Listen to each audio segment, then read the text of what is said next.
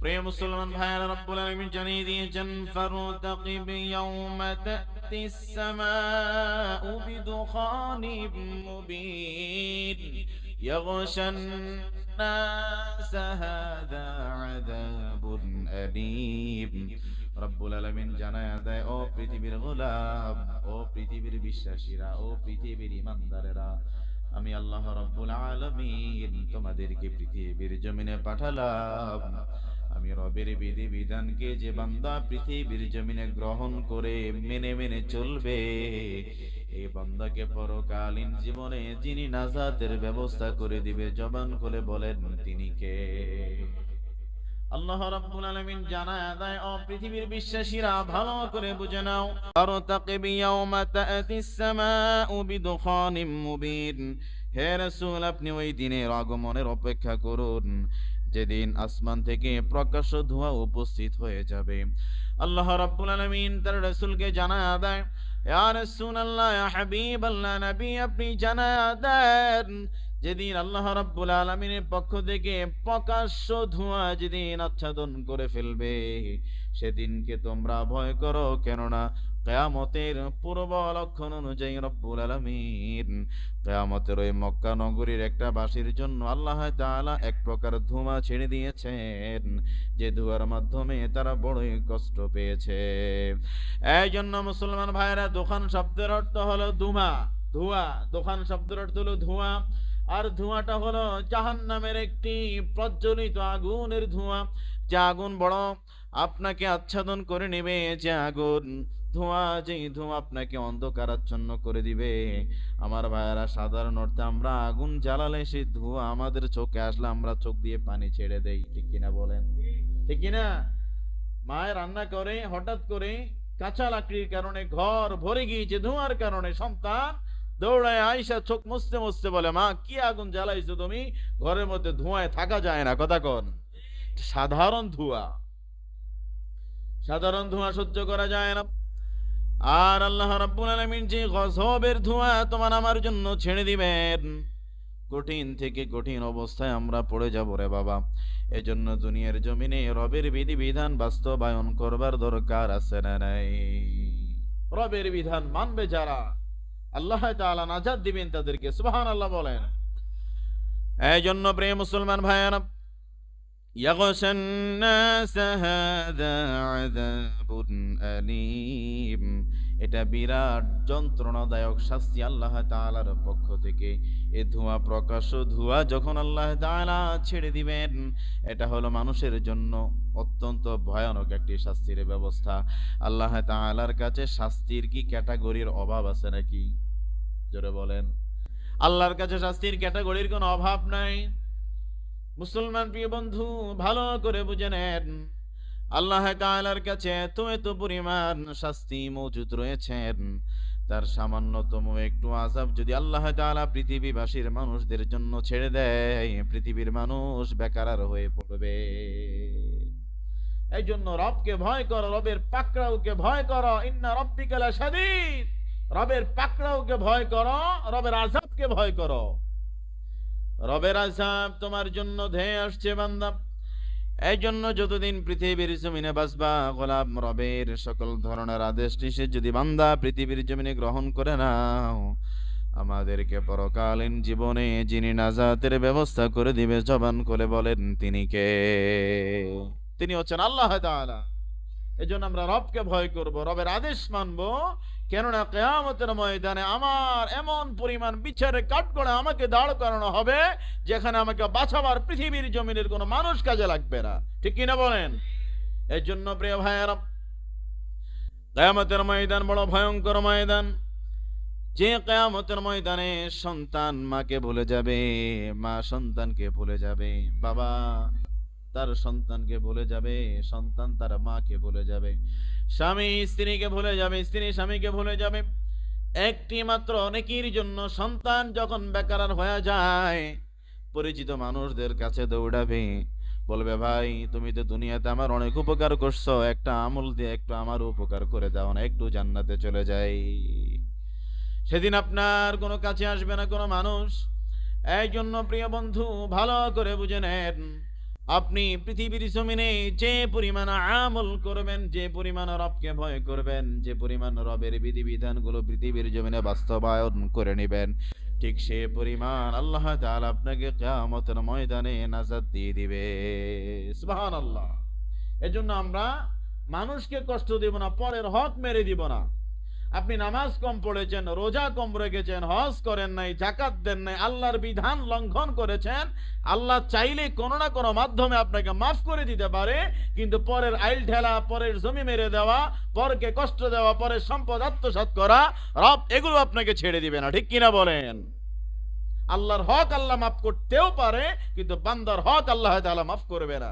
আজকে এক একজন বড় বড় হাজি, এক একজন বড় বড় সভাপতি, এক একজন বড় বড় সেক্রেটারি, এক একজন বড় বড় মসজিদের ইমাম কিংবা খতিব, মাদ্রাসার মুহতামিম, মসজিদ কিংবা মাদ্রাসায় ভালো ভালো ওয়াজ করে, নসিহত করে, কিন্তু নিজের কার্যক্রমে মানুষকে ঠকায়। এরকম হুজুর, মোল্লা, মুন্সি, হাজি নামের ফাজি আছে না নাই? আপনি আল্লাহর কাছে যদি ভালো মানুষ হতে হয়, কাউকে পৃথিবীর জমিনে ঠকানো যাবে না। ঠিক কিনা বলেন? হাজি সাহেবের কুত্তা দেখলে ফেরেশতারা পর্যন্ত আষাঢ় গায়ে আবার, আরে সুবহানাল্লাহ, কি কুত্তা লাগাইছে রে। হাজি সাহেবের বাহার, আতরের গ্রান, নায়েরগাঁও বাজারে দিলে পেয়ারি ঘোলা গ্রামের মধ্যে আতরের গ্রান চলে আসে, কিন্তু হাজি সাহেব তলে তলে বিভিন্ন অন্যায় অকারেন্সের সাথে জড়িত।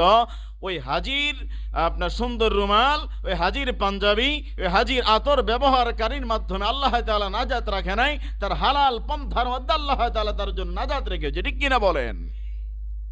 রাগ করতেছেন নাকি? রাগ করেন না, কিচ্ছু করার নাই, বাস্তবতা আমাকে বলতেই হবে। প্রিয় মুসলমান ভাইয়েরা, তাহলে কিয়ামতের ময়দান এমন একটি ভয়ঙ্কর ময়দান, যে নাকি পৃথিবীর জমিনে রবের বিধিবিধান মানে নাই, ওই বান্দার জন্য কিয়ামতের ময়দান বড় ভয়ঙ্কর জায়গা হয়ে যাবে। সে সেদিন চিন্তা করবে, মাটি ফাঁকা হয়ে যাক, আমি মাটির ভিতরে ঢুকে যাই। অথচ সেদিন বান্দা, তোমার কোনো আমল করবার কোনো সুযোগ থাকবে না, পালিয়ে যাওয়ার কোনো সুযোগ থাকবে না, তুমি বিগলিত হয়ে যাবা। সেদিন তুমি চিন্তা করবা, আমি নিয়ে একটু শেষ হয়ে যা, আমার জন্য কেউ না দেখে। কোনো সুযোগ নাই, কোনো সুযোগ নাই। রবের বিধান বড় কঠিন রে বান্দা। পৃথিবীর জমিনে রবের বিধান বাস্তবায়ন করলে যিনি আমাদেরকে পরকালে নাজাত দিয়ে দিবেন, জবান খুলে বলেন তিনি কে? এই জন্য প্রিয় মুসলমান ভাইয়েরা, ধোঁয়া হলো আল্লাহ তাআলার পক্ষ থেকে জাহান্নামের একটি আযাব। এই জন্য বন্ধু, পৃথিবীর জমিনে কিয়ামতের আলামত অনেকগুলোই বর্তমানে রয়েছে, সামনেও আসবে। কিয়ামতের আলামত সম্পর্কে আল্লাহর রাসূল সাল্লাল্লাহু আলাইহি ওয়াসাল্লাম হাদিস শরীফের মধ্যে বড় সুন্দর করে জানায়া দিয়েছেন। কিয়ামতের ছোট ছোট আলামত অনেকগুলো প্রকাশিত হয়ে গিয়েছে। মুসলমান প্রিয় বন্ধু, হাদিস থেকে বলছি, ভালো করে বুঝে নেন। নবীর একজন সম্মানিত সাহাবী, নবীর সব সময় খেদমত করেছেন, হযরত আনাস রাদিয়াল্লাহু তাআলা আনহু। সুবহানাল্লাহ বলেন। আর একটু জোরে বলেন, জোরে বলেন না, মিয়া জোরে বলেন। নাম কি সাহাবীর? জোরে বলেন, নাম কি? আর একটু জোরে বলেন, কি? হযরত আনাস রাদিয়াল্লাহু তাআলা আনহু কেমন মাপের সাহাবী ছিলেন, ভালো করে বুঝে নেন। নবী করিম সাল্লাল্লাহু আলাইহি ওয়াসাল্লামের 10 বছর সরাসরি খেদমত করেছেন। সুবহানাল্লাহ বলেন।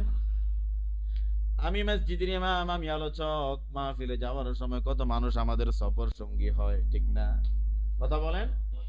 বিভিন্ন জায়গায় সফরে যায়, কতজন আমাদের সফর সঙ্গী হয়। একদিন 24 ঘন্টা আমার সাথে চলাফেরা করলে আমার সম্পর্কে ওই বান্দার ভালো একটা আন্দাজ হয়ে যাবে, হুজুর আসলে ভালো না খারাপ। কথা কন না। প্রিয় মুসলমান ভাইয়েরা, ভালো করে বুঝে নেন। নবী করিম সাল্লাল্লাহু আলাইহি ওয়াসাল্লামের 10 বছরের খাদেম হযরত আনাস রাদিয়াল্লাহু তাআলা আনহু একদম ছোট থেকে নবীর খেদমত করেছেন। আচ্ছা, ছোট মানুষে গরম পানি আনতে বললে ঠান্ডা পানি আনতে পারে, এটা স্বাভাবিক না অস্বাভাবিক? বলেন। দরকার হলো গরম পানি, এনে দিছে ঠান্ডা পানি। দরকার হয়েছে এটা ধো, উনি এটা ধোয়ে নাই, ভুল হইতে পারে না?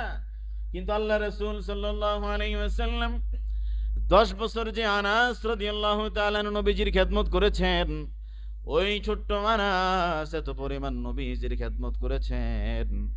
আমার ওই আনাস রাদিয়াল্লাহু তাআলা আনহু থেকে বর্ণিত, তিনি বলেন রাসূল আরবি সাল্লাল্লাহু আলাইহি ওয়াসাল্লাম জানায়া দিয়েছে, পৃথিবীর মুসলমানেরা ভালো করে শুনে নাও, ভালো করে শুনে নাও। নবী করিম সাল্লাল্লাহু আলাইহি ওয়াসাল্লামকে বলতে শুনেছি, আনাস রাদিয়াল্লাহু তাআলা আনহু বলছেন, ভালো করে বুঝেন বন্ধু, কিয়ামতের নিদর্শনাবলীর মধ্যে কতগুলো নিদর্শন রয়েছে। এক নাম্বার নিদর্শন হলো কিয়ামতের পূর্বে হক্কানি আল্লাহ ওয়ালা ফির বুজুর্গ হক্কানি আলেমদেরকে আল্লাহ তাআলা জমিন থেকে উঠায় নিবেন। গত 5 বছরে আপনি অ্যারেঞ্জ করে দেখেন, গত 24 সালের কথাই যদি বলি, এ বাংলার জমিন থেকে কত হক্কানি বুজুর্গ আল্লাহ ওয়ালারা চলে গিয়েছেন, কথা বলেন। এই জন্য মুসলমানেরা, আল্লাহ ওয়ালারা, ইলম ওয়ালারা চলে যাওয়ার মাধ্যম হলো, অন্যতম কারণ হলো কিয়ামত তিনি সন্নিকটে চলে আসছে রে বাবা। আপনি বুঝবেন কিয়ামতের পূর্বে যখন আপনি কোরআন শরীফ পড়তে যাবেন, এই যে আমি এখন খুতবা খুলে বয়ান করছি, আমার সামনে কালো কালো অক্ষর দিয়ে লেখাগুলো দেখা যাচ্ছে। কিয়ামতের পূর্বে আপনি যখন কোরআন শরীফ খুলবেন, দেখে দেখে পড়ার জন্য তাকায় দেখবেন কোরআন শরীফ সাদা হয়ে আছে, কোনো অক্ষর নাই। আপনি আপনার ইমামের কাছে দৌড়ে যাবেন, ও হুজুর আমি তো কোরআন শরীফ পড়তে মন চাইছে, খুলছি কোনো অক্ষর দেখা যায় না। হুজুর আপনি একটু সূরা ফাতিহাটা বলেন, হুজুর বলতে যাবো আমার তো মনে নাই। এমন একটি করুণ দশা হবে। মুসলমান ভালো করে বুঝে নেন, রাসূলের হাদিস প্রমাণ করে কিয়ামতের পূর্বে ছোট ছোট আলামতের মধ্যে অন্যতম আলামত হচ্ছে হক্কানি আল্লাহ ওয়ালারা পৃথিবীর জমিন থেকে জ্ঞান পিপাসওয়ালাদেরকে আল্লাহ তাআলা দুনিয়া থেকে উঠায় নিয়ে যাবেন। এজন্য মুসলমান ভাইয়েরা, তাদের ইলম তাদেরকে উঠায় নেওয়ার মাধ্যমে আল্লাহ তাআলা দুনিয়া থেকে ইলম উঠায় নেবেন। আজকে আমার দেশে বক্তার অভাব না কম? বক্তা কম না বেশি? অভাব নাই। আপনি যেদিকে তাকাবেন শুধু আলোচক আর আলোচক পাওয়া যায়। আমার ভাইয়ের কথা বলতে গেলে আমার গায়ে আসবে, তারপরও বলতে হয়, আলেম পাস করে নাই, দাখিল পাস করে নাই, আন্তর্জাতিক বক্তা দেশ আছে না নাই? কথা বলেন, আছে না নাই? মাদ্রাসায় যায় নাই, হুজুরের অ্যাসিস্ট্যান্ট, ভালো কণ্ঠ, ভালো কথা বলতে পারে, আজকে বড় বক্তা হয়ে গেছে। অথচ মুসলমান আলেমের সার্টিফিকেট দেখাতে পারবে না, ফাজিলের সার্টিফিকেট তো দূরেরই কথা, কথা কন। এই জন্য মুসলমান ভাইয়েরা, এদের মাধ্যমে আল্লাহ তাআলা ইলমকে শূন্য করে দিয়েছেন। এজন্য প্রিয় বন্ধু, আল্লাহ রাব্বুল আলামিন কিয়ামতের পূর্বে হক্কানি আল্লাহ ওয়ালা দ্বীনের ইলম যাদের কাছ থেকে আমরা শিখতাম, ওই সমস্ত আলেমদেরকে আল্লাহ তাআলা উঠে নিয়ে দ্বীনের করুণ কাহিনী আল্লাহ তাআলা সৃষ্টি করে দিবে। এই জন্য প্রিয় মুসলমান ভাইয়েরা, হক্কানি আলেমদেরকে আল্লাহ তাআলা উঠিয়ে নেবেন এবং সমাজের মধ্যে মূর্খতা বেড়ে যাবে। বলেন কি বেড়ে যাবে? মূর্খতা বেড়ে যাবে, ব্যভিচারী বেড়ে যাবে, মদ পান বৃদ্ধি পেয়ে যাবে, পুরুষ লোকের সংখ্যা কমে যাবে। কি ভালো করে বুঝেননি কথা? সমাজের মধ্যে মূর্খতা বেড়ে যাবে, আলেমের কোনো সম্মান নাই, জ্ঞানী মানুষের কোনো কদর নাই, জ্ঞানী মানুষের কোনো সম্মান নাই। সমাজের বড় চেয়ার মূর্খরা দখল করে আছে, কথা কোন ঠিক কিনা? এই জন্য মুসলমান, কিয়ামতের আলামত হচ্ছে মূর্খতা বেড়ে যাবে, ব্যভিচার বেড়ে যাবে। আজকে সমাজের মধ্যে বিচার নাই বললেই চলে। রাতের বেলা যে বান্ডিল দিতে পারে, পরের দিন বিচার তার কপালেই জুটে যায়, ঠিক কিনা বলেন? যে টাকার ভলিউম বাড়াইছে, বিচার তার পক্ষে গেছে গা। আবার হে বেড়া মসজিদের সামনের কাতারে সবার ফাঁক কইরা ভাই বেটা সর সর, আমি প্রথম কাতারে মুসল্লি। আবার হে বেড়ায় সুদ না খাইলে, হে বেড়ায় ঘুষ না খাইলে, পরের টাকায় বিচার না করলে বেটার বিচারই হজম হয় না, কথা কোন ঠিক কি না? এই জন্য প্রিয় মুসলমান ভাইয়েরা, মদ্যপান বৃদ্ধি পেয়ে যাবে, পুরুষ লোকের সংখ্যা কমে যাবে, নারী জাতির সংখ্যা বেড়ে যাবে। এমনকি হাদিস শরীফের মধ্যে বলা হয়েছে 50 জন নারীর একজন পুরুষ পরিচালক হবে। কি কথা বুঝেন? 50 জন মহিলার অভিভাবক হবে, একজন পুরুষ। হাদিসের কথা, আমার গাছাগুড়ি কথা না, হাদিসের কথা বলছি ভাই। বড় ভয়ঙ্কর দিন সামনে আসছে বন্ধু, ভালো করে বুঝে নেন। এই জন্য রবের কাছে তৌফিক কামনা করবেন, ও রব্বুল আলামিন যতদিন পৃথিবীর জমিনে বাঁচবো, হালাল হারাম ন্যায় অন্যায় ভালো মন্দ বুঝে শুনে যতদিন বাঁচবো, বুঝে শুনে চলার তৌফিক দান করুন, পড়ে আমিন। আল্লাহর কাছে বেশি বেশি দোয়া করুন, আল্লাহ ফিতনা থেকে হেফাজত কইরেন, জানা থেকে বাঁচিয়ে রাখেন, জুলুম থেকে বাঁচিয়ে রাখেন। আল্লাহ আমাদেরকে হেফাজত করুক, পড়ে আমিন। প্রিয় মুসলমান ভাইয়েরা, হাদিস শুনলাম আমরা বুখারী এবং মুসলিম শরীফের বর্ণনা থেকে। আসুন আরেকটি হাদিস আমরা শুনি, ভালো করে বুঝে নেন। হযরত আবু হুরায়রা রাদিয়াল্লাহু তাআলা আনহু এমন একজন সাহাবী ছিলেন, রাসূলের যতগুলো হাদিস বর্ণিত হয়েছে সবের চেয়ে বেশি হাদিস বর্ণনা করেছেন হযরত আবু হুরায়রা রাদিয়াল্লাহু তাআলা আনহু। জোরে বলেন সুবহানাল্লাহ। সবচেয়ে বেশি হাদিস কার কাছ থেকে? হযরত আবু হুরায়রা রাদিয়াল্লাহু তাআলা আনহু থেকে। হযরত আবু হুরায়রা রাদিয়াল্লাহু তাআলা আনহু থেকে বর্ণিত, তিনি বলেন রাসূল আরবি সাল্লাল্লাহু আলাইহি ওয়াসাল্লাম একদা হাদিস বর্ণনা করছিলেন।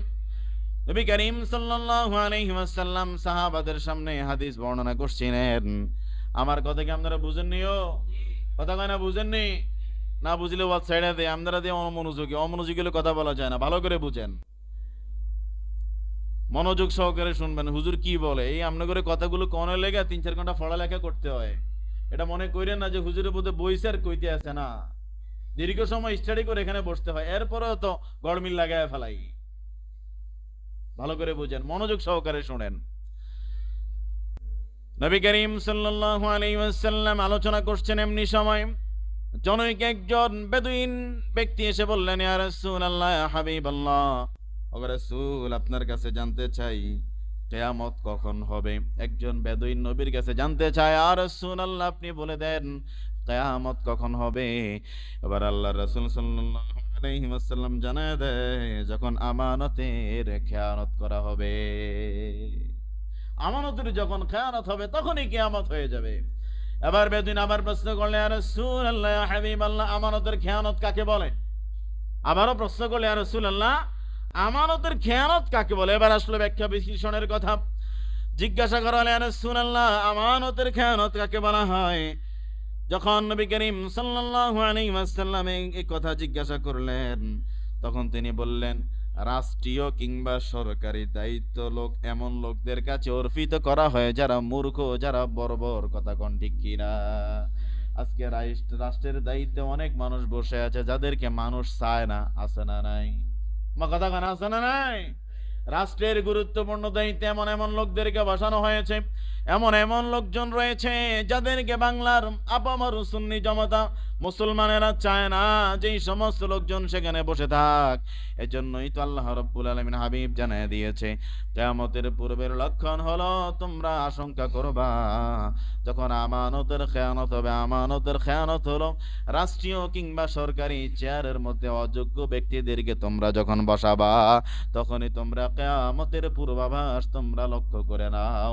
এজন্য আল্লাহর রাসূল বলেছে, তোমরা খেলাফত প্রতিষ্ঠা করো। সুবহানাল্লাহ। খেলাফতের উপরে পৃথিবীর মানচিত্রকে বদলে দেওয়ার জন্য কোন দল, কোন ব্যক্তির বানানো দল মতকে দিয়া এই পৃথিবীর জমিনকে সুন্দর করা যায় না। একটি মাত্র পথ, আল কোরআন মানবে যারা, আল কোরআনের সমাজ প্রতিষ্ঠা করবে যারা, ওই সমাজ, ওই রাষ্ট্রই হবে খেলাফতের শাসন অনুসরণ করে যদি চলে, ওই দেশ হবে একজন সুন্দর রাষ্ট্র। কথা কোন ঠিক কিনা? আজকে আমরা মুসলমান, এমন জাতের মুসলমান, সব জায়গায় ইসলাম মানি, ধর্মের ক্ষেত্রে যখন ইসলাম দিয়ে যখন রাষ্ট্র প্রতিষ্ঠার কথা আসে, হুজুর এইতেন দরকার। আমনে আবার মুসলমান, কি কথা বুঝেননি? আফগানিস্তানের দিকে আপনি তাকায় দেখেন, কোন আফগানিস্তান কোন জায়গা থেকে আজকে কোথায় চলে আসলো। আজকে আফগানিস্তানকে সবাই রোল মডেল হিসেবে চিহ্নিত করতে পেরেছে। যে আফগানিস্তানকে আপনারা তালেবানের ফতোয়া দিয়েছিলেন, বারংবার বলেছিলেন যে আফগানিস্তান আজকে খেলাফত বাস্তবায়ন করার মাধ্যমে গোটা বিশ্বের মধ্যে রোল মডেল হয়েছে। ঠিক কিনা বলেন? এই দেশের আওয়ামী লীগের শাসন দেখেছি, বিএনপির শাসন দেখেছি, জাসদের শাসন দেখেছি, জাতীয় পার্টির শাসন দেখেছি। একমাত্র ইসলাম পারে এই দেশের মানুষকে মুক্ত করতে। ঠিক কিনা বলেন? ইসলামের শাসন ছাড়া এই দেশ সুন্দর হতে পারে না। আপনি যেই হন, আপনি যাই মনে করেন, এটাই সত্য, এটাই বাস্তবতা। আপনি আমার কথাটা নোট করে রাখেন যে আমার হুজুর কি বলছে আজকে। আপনি লিখে রাখেন, আজ 17 জানুয়ারি 2025 ইংসন, রোজ বৃহস্পতিবার। আপনি লিখে রাখেন, খেলাফত প্রতিষ্ঠিত না হলে দেশের মধ্যে শান্তি আসবে না। লিখে রাখেন, আপনি লিখে রাখেন। আপনি বিশ্বাস করেন না করেন, এটাই সত্য। খেলাফত ছাড়া এই সমাজকে, এই রাষ্ট্রকে চোর মুক্ত করা যাবে না, মাদক মুক্ত করা যাবে না, ইফটিজিং মুক্ত করা যাবে না। কথা কোন ঠিক কিনা? খেলাফত প্রতিষ্ঠা হলেই এই সমাজের মানুষ আর ভয় থাকবে না। ঘরের মধ্যে 10 লক্ষ টাকা নিয়ে ঘুমাইছে, ব্যাংকের প্রয়োজন হবে না, কারণ দেশে তো চোরই নাই। কথা কোন? যেই দেশে চোর ওই দেশে না জেলের দরকার, কথা কয় না। পৃথিবীর এমন অনেক রাষ্ট্র আছে যে দেশে কোনো জেল নাই, হাজতখানা নাই, তা আমাদের দেশে আছে, আরো কয়েকটা দেশে আছে। আমার ভাইয়েরা ভালো করে বুঝে নেবেন, খেলাফত প্রতিষ্ঠা হলে দেশের মানুষের শান্তি রক্ষা পাবে, অর্থনৈতিক চাকা ঘুরবে। আজকে আপনি 1000 ব্যবসায়ীকে জিজ্ঞাসা করেন, 1000 ব্যবসায়ীর আপনি ইন্টারভিউ নেন, একমাত্র সুদের সাথে জড়িত থাকার কারণে একজন ব্যবসায়ীর মাজা সোজা নাই, কথা কয় না। আরে কথা বলেন, ব্যবসায়ীদের মাজা ভেঙে আছে। এক একজন ব্যাংক থেকে 5 কোটি 10 কোটি 5 লক্ষ 20 লক্ষ টাকা লোন নিয়ে ব্যবসা করতেছে, ব্যবসা নাই। দেখেন আর কি মোটরসাইকেল দিয়ে ঘুরে, দেখেন আর কি ঢাকা যায় আর কেল আসে। এটা বুঝবেন বন্ধু, খেলাফত প্রতিষ্ঠিত হলে দেশের মধ্যে শান্তি আসবে আল্লাহর পক্ষ থেকে। বলেন কার পক্ষ থেকে? আপনারা আমার মুসল্লি, বিএনপির মুসল্লি আছেন না, কথা কয় না, আছেন না? আওয়ামী লীগের মুসল্লি আছেন না? সবার জন্য আমার এই নসিহত, এক দলের জন্য না। আবার এই কথা ফতুয়া খুঁজছেন না, হুজুর বোধ হয় আওয়ামী লীগ গেছে এখন বিএনপির বিরুদ্ধে কোনা, আমাদের বিএনপি হলে আপনি থাকেন, আপনি হুতি দেন, আমার কিছু যায় আছে না। কিন্তু আপনি এটা মনে রাখবেন, খেলাফত ছাড়া দেশের মধ্যে শান্তি আসতে পারে না। কথা বলেন না কেন? ইসলামী শাসন ব্যবস্থা ছাড়া, ইসলাম যেদিন থেকে এই সমাজের মধ্যে প্রতিষ্ঠিত হবে সেদিন থেকে আপনি শান্তি নিশ্চিত করতে পারবেন। এর আগে কোনো সম্ভব না। কোনো সাদা মাথা দিয়ে দেশ চালায়া দেশ সুন্দর হবে না, একদম ক্লিয়ার কাট কথা মিয়া। কোন ব্যক্তির বানানো তন্ত্র মন্ত্র দিয়ে সুন্দর হতে পারে না। আল্লাহ তাআলা সুন্দর করার জন্য দিয়ে দিয়েছে কোরআন, আপনি মানেন ব্যক্তি মতবাদ। কথা বলেন, আপনি পশ্চিম ছেড়েছেন, এখন আপনি পশ্চিমের দিকে ডাইভার্ট হচ্ছেন, ওটা আপনার কালচার হতে পারেন। আপনি মুসলমান, আপনার কালচার হবে কোরআন, আপনার কালচার হবে নবীর সুন্নাহ। কথা বলেন, আপনি ব্যক্তিগত মতবাদ দিয়ে সমাজকে পরিবর্তন করতে পারবেন না। আমরা এই যে জুমার ময়দানে বসে ওয়াজ মাহফিলে বসে হক কথাগুলো বলি, জাতির বিরুদ্ধে গেলেও জাতি কেন আমাদেরকে বাধা দেয় না জানেন? জানে হুজুরে যা কই দিয়েছে কোরআন থেকে বলে, কথা কন। কিন্তু এই কথাগুলো যদি আপনি মানতে পারেন, বাস্তব জীবনে গ্রহণ করেন, কই আমরা চোরের বিরুদ্ধে কথা বলে কোনোদিন তো চোর হুজুরের বিরুদ্ধে কথা কয় নাই, বেনামাজির বিরুদ্ধে কথা বলে কোনো বেনামাজি খেপা যায় নাই, সুদখোরের বিরুদ্ধে বললে কোনো সুদখোর খেপে যায় নাই। সে জানে যেটা কোরআন নিষেধ করেছে, হুজুর সত্যই বলে আমি খারাপের মধ্যে আছি। কথা বলেন, কোন চোর এটা বলে না যে হ্যাঁ চুরি করা যাইব না, কোন চোর এটা বলে না। চোর জানে যে হুজুর যেটা বলে এটা ঠিক, আমি চোর, আমি ভালো হওয়া দরকার। কথা কন। এই জন্য ইসলাম দিয়ে যদি সমাজ প্রতিষ্ঠিত হয়, ব্যক্তি জীবন পরিচালিত হয়, ওই সমাজের মধ্যে শান্তি ঢেলে দিবেন কে? কথা বলে না, শান্তি দিবেন কে? এই জন্য আমরা আল্লাহরই তো ভুলে গেছি, নামেই না আমরা মুসলমান মিয়া। শুধু আগা কাটলে মুসলমান হয় না, রাগ করে না, বাস্তবতা বলছি। আপনি মনে করছেন যে ওস্তাদ বেটার কাছে আপনি মুসলমানি করেছেন, আপনি মুসলমান, এত সোজা? কবরে যান বুঝবেন। আপনি কোন টেন্ডেন্সি নিয়ে সমাজের মধ্যে চলেন, কোন বাস্তবতা নিয়ে আপনি ঘুরেন, এটা বাস্তবতা নয়। আপনি কোরআন, নামাজে কোরআন পড়েন, খুব মানেন, কথা কয় না। নামাজে আজ পর্যন্ত সূরা ফাতিহা নিয়ে কারো কোনো মন্তব্য আছে যে হুজুর জীবন ভরতে সূরা ফাতিহা দিয়ে শুরু করছেন, আজকে অন্য সূরা দিয়ে শুরু করেন? কেউ কোনোদিন বলছে? বলে নাই, কেউ বলবে না কিয়ামত পর্যন্ত। বরং হুজুর এটাই ঠিক আছে। বিজ্ঞান বলে আপনি যদি প্রতিদিন শান্তিতে থাকতে চান, আপনি যদি আপনার জীবনের মধ্যে শান্তিতে থাকতে চান, এটা হচ্ছে বিজ্ঞানের কথা, ইহুদি খ্রিস্টানের কথা। আপনি সকালবেলা ঘুম থেকে উঠে গ্লাসের সামনে আপনি দাঁড়ায়া আপনি ওই গ্লাসের দিকে তাকায় বলবেন আমি সুখে আছি, আমি সুখে আছি, আমি সুখে আছি। কথা কয় না? বিজ্ঞান বলে তুমি সকালবেলা ঘুম থেকে উঠে গ্লাসের মধ্যে দাঁড়াইলে আমার দেখা যায় না। কথা বলেন, দেখা যায় না? বিজ্ঞান বলে তুমি গ্লাসের সামনে দাঁড়ায়া নিজের চেহারাকে নিজে দেখা বলবা আমি সুখে আছি, আমি সুখে আছি। অথচ আমার কোরআন, ইসলামের কোরআন, ইসলাম ধর্মের মধ্যে বলা হয়েছে তুমি যখন নামাজে দাঁড়াবে সর্বপ্রথম বলো আলহামদুলিল্লাহি রাব্বিল আলামিন, সমস্ত প্রশংসা যিনার তিনি কে। আপনি 5 ওয়াক্ত নামাজে মুসলমান, আপনি কতবার রবের শুকরিয়া আদায় করলেন? জীবনভর সূরা ফাতিহার প্রথম আয়াতটা শুধু পড়েই গেলেন, কোনোদিন এটার মর্মটা বুঝলেন না। মর্ম না বুঝার কারণে আপনি নামাজের আগেও গাঁজা খান, নামাজের পরে মানুষের সম্পদ মাইরা দেয়।